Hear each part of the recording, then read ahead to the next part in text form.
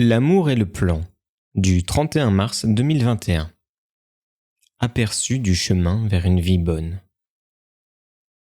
Est-ce que la meilleure façon de se construire est à l'orientale, sans but conscient, immergé dans le processus, c'est-à-dire dans une acceptation active de l'ordre profond et superficiel du monde?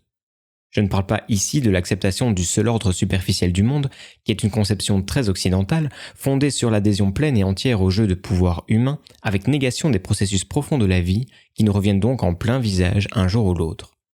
Je parle d'une conception du sens de la vie apportée par le monde chinois, très bien décrit par François Julien, philosophe et sinologue.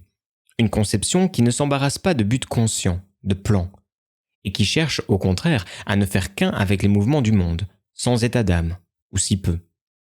Est-ce que la meilleure façon de se construire est donc ainsi, à l'orientale? Bah non, même si cela semble en apparence plus respectueux de l'ordre du monde. Se couler dans les processus serait sagesse. Mais quelle sagesse? Suffit-elle à l'humain moderne? Faut-il se construire à l'occidental alors? En planifiant tout? En violant l'ordre du monde pour le soumettre à nos idéaux? Bah non. Nous sommes occidentaux et, pour l'instant, car ça dégénère assez vite depuis 30 ans, l'individu a une valeur. Il ne veut pas se résumer à être noyé sagement dans les processus qui ordonnent le monde.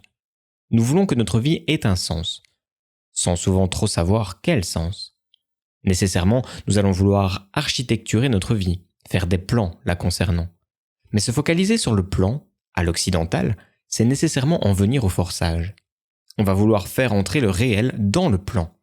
Et on ne s'interroge pas sur le plan conçu, qui peut être irréaliste, psychotique, immature, etc. La pensée orientale, chinoise plus précisément, sert alors à donner une assise réaliste à notre volonté de donner un sens à notre vie. 1. S'interroger sur le savoir quoi. Si l'on fait attention à ce que sont les processus, on peut voir si on a des chances de réussir et si le but est valable. 2. On peut planifier et replanifier notre vie, la confrontant ensuite au réel en mettant de côté les buts conscients pour s'immerger dans le processus, afin de gagner du terrain en forçant le moins possible. 3. On sera moins obsédé par nos échecs si on relativise les buts conscients. On sera donc plus libre et heureux, capable d'apprendre. Il faut donc avoir des projets. Il faut leur donner une valeur, les penser et les agir. Mais ceci sans que ce soit une obsession constante. Penser la valeur de nos projets est plus important. Il faut néanmoins des périodes d'obsession, comme il faut des moments où on force intensément en musculation. Car la valeur de l'individu se construit aussi en s'opposant au processus, parfois. Non pas qu'on n'arrivera pas à notre but, donner une valeur à notre vie, en conditionnant juste les situations afin de se laisser porter ensuite, immerger dans le processus, mais cela risque de prendre beaucoup trop de temps. De temps en temps, en laissant pointer notre hubris, on se retrouvera face à soi et au monde. Ne pas chercher à devenir Dieu, mais vouloir être un individu joyeux va passer aussi par des chocs. Pas des chocs qu'on doit rechercher pour eux-mêmes, façon no pain no gain, mais des chocs qui viendront de la friction avec les autres et le monde. Peut-être qu'il pourrait en être autrement, dans un monde où ne séviraient pas les multiples violences inhérentes au mode de vie occidental, dont les VEO, les violences éducatives ordinaires, mais le fait est que sur chacun de nous pèse le poids de notre longue histoire.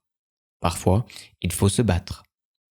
On ne peut tout faire en douceur, en s'immergeant dans le processus et en évitant tout projet, étant porté par une nature bienveillante. La nature n'est bienveillante que lorsqu'on la comprend, car elle ne veut pas nécessairement le bien individuel. Or nous voulons notre bien individuel. La relation avec la nature est comme toute relation, tissée de joie et de conflits. Et il faut savoir s'accorder afin de parvenir à un mariage heureux. Le conflit n'étant pas l'obstacle, mais un des éléments premiers de la croissance.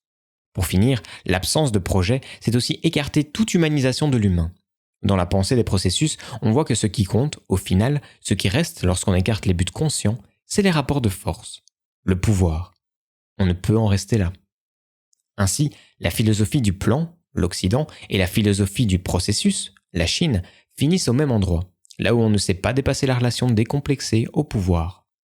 Si on cherche l'amour, si on comprend qu'il est inscrit dans notre chair comme le but à atteindre et conserver pour être un individu heureux, si on le sait et dit souvent bien, but et substance de la vie, alors il faudra penser les plans, se projeter. L'amour demande une vision différemment guerrière. Le trouver est une quête au-delà de la simple acceptation de ce qui est, une quête d'amélioration de l'humain. Illustration tirée du film Excalibur, Boorman. À mon sens, l'enseignement du film et de la légende est que l'individuation passe par le pouvoir, mais cela ne lui suffit pas. Tout au long du film, on voit l'amour et la dignité bafoués par la quête absolue du pouvoir. À la fin du film, on peut imaginer un recommencement, humanisé cette fois, où l'amour, la compréhension de ses règles ont leur vraie place. L'unification de soi, la croissance de soi, peut passer par la violence et les purs rapports de force, impensés, mais cela finira nécessairement dans la violence, l'échec brutal, le conflit permanent. Et le virage vers une autre croissance, celle tissée d'amour, sera à jamais raté.